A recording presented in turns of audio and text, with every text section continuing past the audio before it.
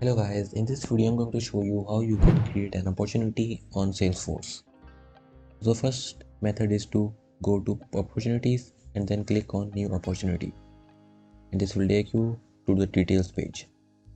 The other method is go to your accounts record. You will see an opportunities tab. You need to click on new. And the other easy method is go to your contacts, click on the recent records, and then here you will also see an opportunity button and then click on continue.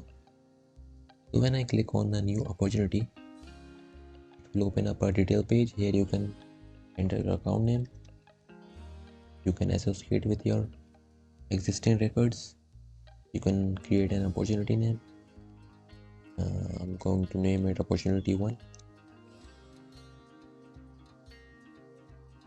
and here you can select your amount, you can select your close date, probability, forecast category, and here you can enter some additional information, and then when you're done you need to click on save, and there you go, your opportunity 1 was created. I hope you found this video useful. Please hit the like button and don't forget to subscribe to our channel for more tutorials like this. Thank you for watching.